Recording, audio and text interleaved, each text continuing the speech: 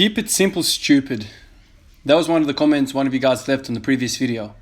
I love that. I've heard that many times. In my professional career, when I was playing basketball, a lot of the coaches used to say that. Like, we all kind of get carried away with complexities for no reason.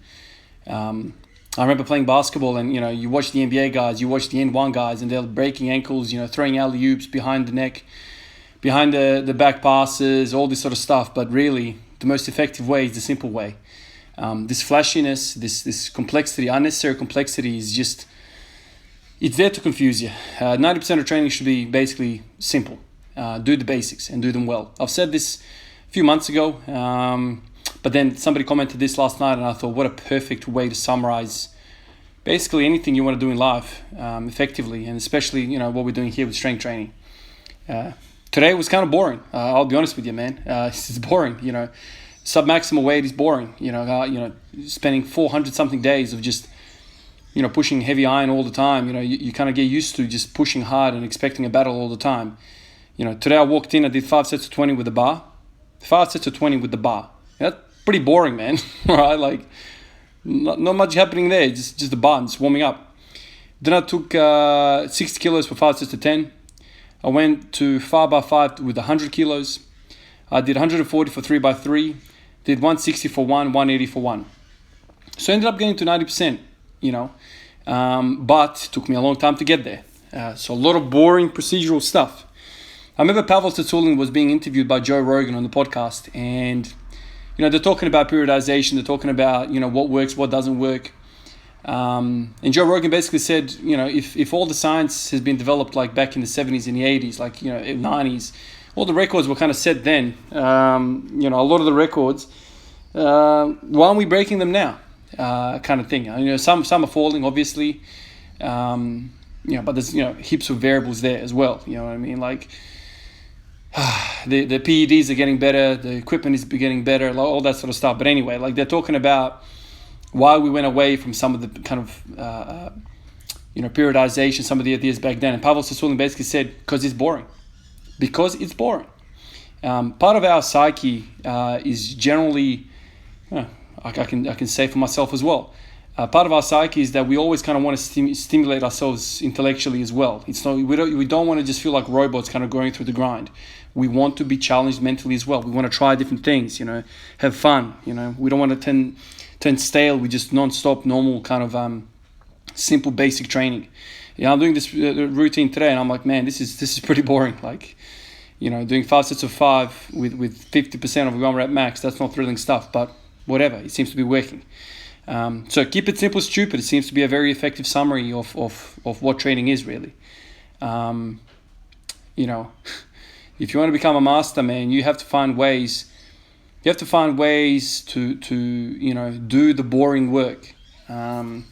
Something that separates a lot of us. Some of us don't go to the gym because we don't have motivation.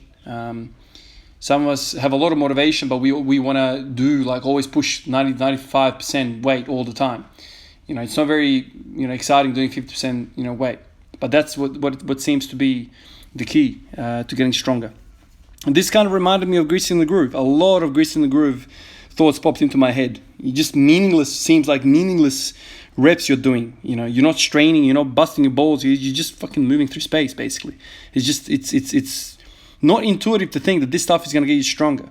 But greasing the groove, I've had first-hand experience with greasing the groove. It works. There's something about repetition, just getting your limbs to move in the correct form, in the correct manner, over and over and over and over again. Not only does it get the central nervous system, the neural anagram, if you will, not only does that improve, but also like your body seems to be rewarded by it. Like your ligaments, your joints start singing praise. Like everything starts feeling good fluidly. Everything starts feeling fluid. So wherever I look, it's the way to go. And even these 90% pushes that I do at the end of the day, they just feel, I don't know, I keep thinking about the word pillows. I feel like I'm so insulated. There's nothing, man. I don't know, there's nothing, there's no pain, there's no discomfort. I just feel like I feel the muscle, I feel everything is kind of I want to say the word engorged, and some of you guys paid me out about that because usually that term is used in a different light. But yeah, you just got this massive pump, and it's just easy. Sometimes we want to hard. It's funny, man. Like a lot of us look for the harder way. You know, how do you sell this to somebody? What you got to do, man, is you got to take 50% of your 1 rep max, and you got to take that shit for 5 sets of 10, 5 sets of 5, or whatever. Man, how boring is that? You know, the culture seems to be kind of geared towards smelling salts, hard rock. You know, people slapping you in the face, people smashing in the balls, and then they walk up to the bar, and that's kind of what we see. No one really posts stuff of that warm up. Rarely do you see that. Every time I go on Instagram, I've got all these dudes that I'm following. It's all about like, you know, people are pulling 700, 800, 900. It's always like a 1 rep max or like, you know, extreme effort. You know, the jugular veins are popping out, the eyeballs are popping out. That's the kind of stuff you see, and so. Then you come into your training session, you're like, all right, let's get to it. And then you start doing 5 lots of 20 with the barbell. Then you take 60 kilos and you do that for 5 sets of 10. God damn. Anyway, I couldn't care less, man.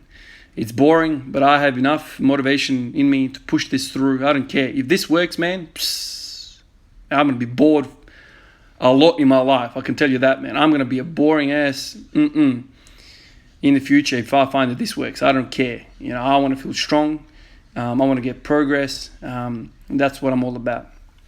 So, but anyway, I still managed to hit 90%, which is the funniest thing of all. It just took me a whole lot of time with weights that were kind of not really challenging me. I'm just kind of greasing the groove. This set though, like, you know, oh yeah, I didn't mention that. So after I hit the 180, I ended up doing 3 sets of 10 at 100 kilos, 50%. So in the lead up, I did 5 sets of 5 at 100. And then kind of on the back of sets, I did same weight, 100 kilos, but I did that for 3 sets of 10. 3 sets of 10. So I did that. And then, you know, I also did some deadlifts. I was quite tired by the time I got to the deadlifts with all this kind of squatting. So I ended up just doing 3 sets of 5 at 100 kilos. Just to kind of reset things, I guess. I find a lot of value in doing this. In fact, there's a lot of value in doing deadlifts. I know a lot of you guys have kind of messaged me since me telling you about the warming up before squats with the deadlifts, and you guys have had really positive results. So if you're somebody out there that's struggling with your squats, and you're listening to this video, watching this video, just try that, man. Like, it's worked for me, worked for a lot of guys. Just do some deadlifts or RDLs or good mornings or GHDs, anything that really kind of hits the posterior chain, glute, hamstring. I personally like the deadlift. I don't know why. It just really, really kind of addresses everything. You just have to be very, very careful how you load it. You're not supposed to be doing 70 to 85%. This is completely different mindset. What you're doing here is basically just going through the motions, just getting blood in there. So, you know, I've been I've made videos where you're going to find this crazy. I remember one day I did 20 sets of 10. Yeah, I remember that. 20 sets of 10 at 40 kilos deadlift. Just so you know, my maximum pull is 230 kilos. I was doing 40 kilos. 40 kilos. So just so you have an appreciation, there's nowhere near any sort of working range that you want. But anyway, try that if you're struggling with the deadlifts, if you're leaning forward, if your ankles are jacked, all that sort of stuff. I believe the deadlift sorts all that out because the fascia communicates all the joints. We're all kind of like rolled up into one big system. So do that and I reckon you'll have success.